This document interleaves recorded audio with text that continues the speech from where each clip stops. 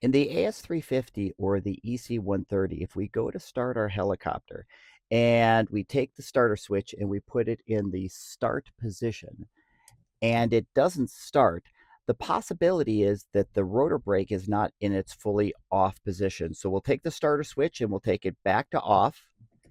We'll double check the rotor brake to make sure that it is in its stowed position. And then we'll try the start again. And now the helicopter starts.